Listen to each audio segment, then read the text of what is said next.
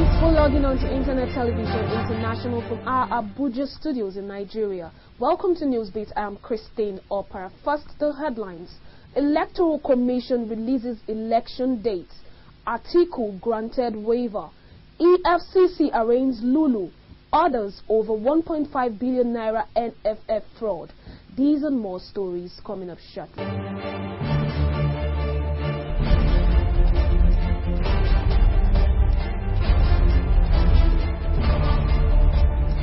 The Independent National Electoral Commission yesterday officially released the schedule for next year's general elections, listing the presidential and gubernatorial polls for January 22nd and 29th respectively.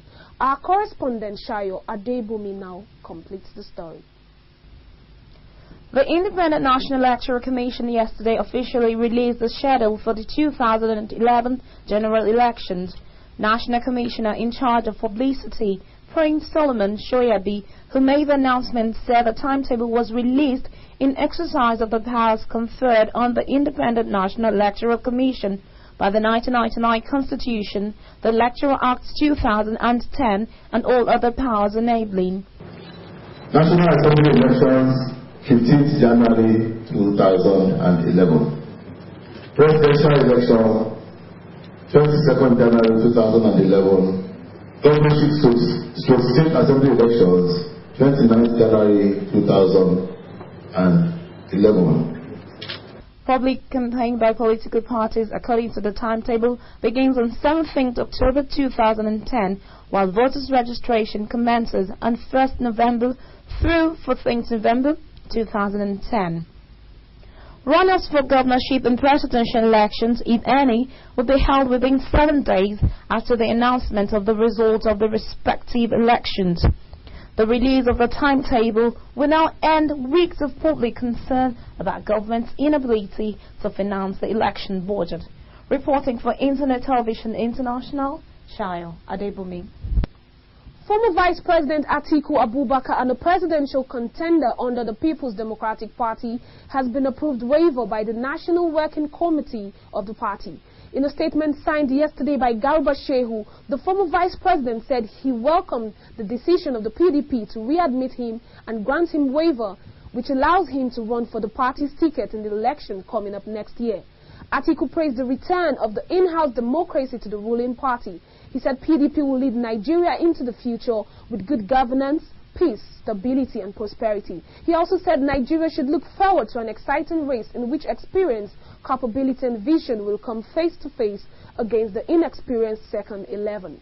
Meanwhile, the Lagos State chapter of the People's Democratic Party is heading for the rocks, as a faction led by Second Republic Minister of Works and Housing, Dr. Wahab Dosumu, on Tuesday sacked the state leadership of the party.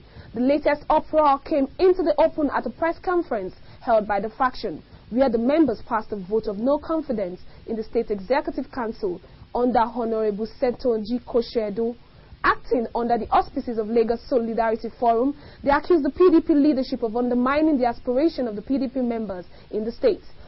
But in a spontaneous reaction, the PDP leadership threatened to wield the big stick by sanctioning any erring member of the party. Reacting to allegations of the LSF members, the party state secretary, Honorable Olatunji Shele, described the action as mayhem and threatened that the party would bring into play the provision of its constitution on any erring member. The Economic and Financial Crimes Commission on Tuesday arraigned the former president of the Nigerian Football Federation, Alhaji Sani Lulu Abdullahi, his first vice president, Mr. Amanze Uche Gulam, and 2 ex-top officials of the NFF before a federal high court in Abuja for their alleged involvement in 1.5 billion naira fraud. The order accused that the former secretary of the NFF, Dr. Bolaji Ojoaba, and the ex-head of the technical committee of the organization, Chief Taiwo Ogunjobi, the accused persons were arraigned before Justice Donatus Okorowo on a 10-count charge of felony, abuse of office with objective to gain and embezzle public funds. Lulu, Uche Bulam Ojoaba and Ogunjobi were arrested by the EFCC on June 7, 2010, but granted administrative bail. They were, however, rearrested by the Commission's operatives on Monday. Okorowo, in his ruling, admitted the accused persons to bail in the sum of 100 million naira each, with 2 sureties. Healthcare services at the Lagos University Teaching Hospital, LUT, Idiaraba, and other federal health institutions in Lagos are being lengthened to breaking point as state-owned hospitals remain shut to patients in the wake of the indefinite and total doctor strikes called by the Medical Guild. At the LUT's emergency wing yesterday, it was a beehive of activities as healthcare personnel had their hands full trying to cope with the heavy rush of patients. It was gathered that patients have continued to assemble to the tertiary hospital in droves in an attempt to obtain inclusive level of health care, typical of a federal tertiary healthcare institution.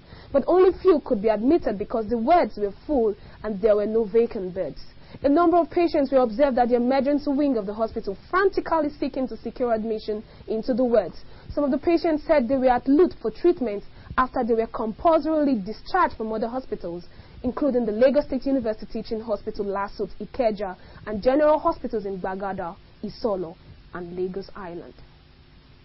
President of the Student Union Government of the University of Jos, Mr. Hitler Wajok, and 8 other students were on Tuesday arrested by the police following a brutal protest over 10,000 naira development levy forced by the school authorities. It was gathered that the UniJos Vice-Chancellor, Professor Sonny Yoden, had announced the introduction of the levy, which he said would be paid in 2 installments of 5,000 naira each. But the students had, through the SUG, resisted the new levy, stating that they would not pay. Matters, however, took a new turn when the SUG made a U-turn and asked the students to comply with the new development. Suspecting foul play, the students were said to have asked Wajak for an explanation of the sudden change. They subsequently asked him to bring a written declaration to the school on Tuesday morning, mandating them not to comply. The students were said to have gone violent when Wajak could neither produce the declaration nor explain why they had to pay the new levy.